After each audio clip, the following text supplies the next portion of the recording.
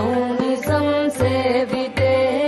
पीठे ताम् रविकोटिदीप्तिसहिताम् राराज्यमानाम्